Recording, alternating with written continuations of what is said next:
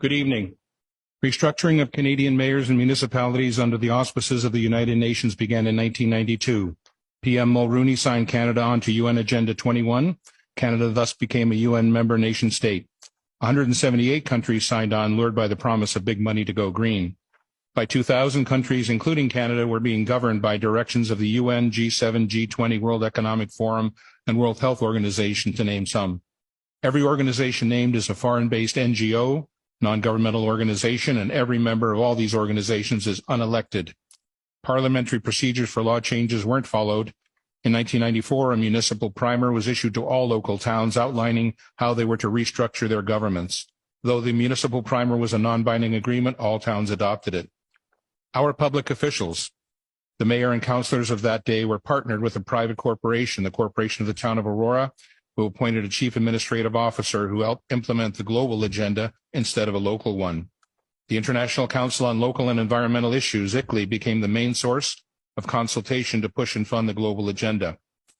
We remind you that the World Economic Forum and the United Nations signed a strategic partnership framework in 2019 to jointly accelerate the implementation of the 2030 Agenda for Sustainable Development.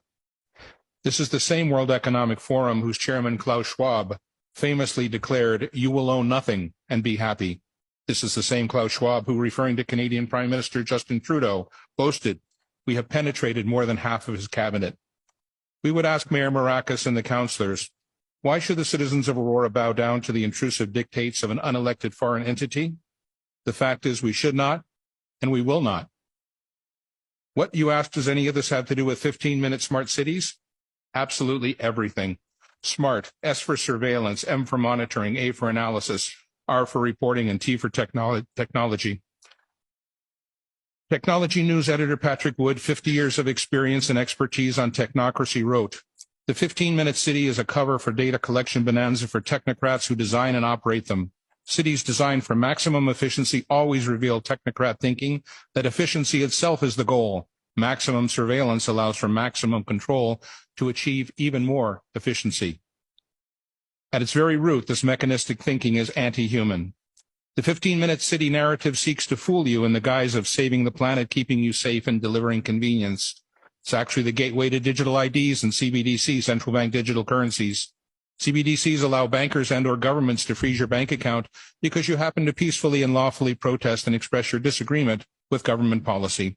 Anyone remember the truckers' convoy in Ottawa, February 22, when the Government of Canada invoked the Emergencies Act and froze the private bank accounts of law-abiding citizens? 15-minute cities are wolves in sheep's clothing. Don't believe the countless stories spewing forth from the 24/7 basis from the elitist captured mainstream media, all claiming to have your best interest at heart. We have been burned too many times. In reality, 24/7 surveillance through the Internet of Things inside your home, 5G and LED streetlights outside, monitoring and tracking and recording everything.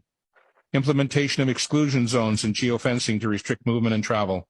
Ability to control behaviors through military-directed energy technologies.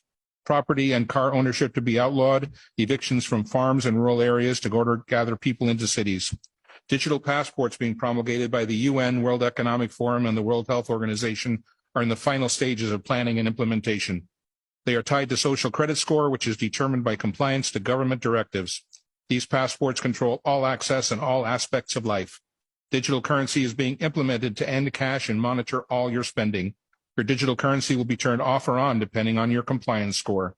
UBI Universal Basic Income is a state-controlled allowance forcing compliance by restricting access to food, money, services, and education. All of the above will enable climate lockdowns to be implemented easily, arbitrarily, and indefinitely. The real agenda of 15-minute smart cities is to monitor and control everyone and everything. In summary, in the coming days, Council will receive an electronic info packet which will contain the text of this delegation and other items. We, the citizens of Aurora, wish to enter into a meaningful, respectful dialogue with our elected members of Council on this complex, important issue. A key framework of that dialogue is a list of questions posed to Council. Can Council explicitly guarantee that citizens will remain free to travel as is their right under the Charter of Rights and Freedoms? Can Council guarantee not to restrict access to essential services, medical care, bank accounts, government pensions, utilities? Most importantly, we, the citizens of Aurora, need to have the conversation with Council about exiting their non-binding agreement with the private for-profit entity known as the Corporation of the Town of Aurora. We need to turn back the page to a simpler time when open, transparent municipal government serving its citizens and working in their best interests ruled the day. We are your equal partners on this journey. Thank you.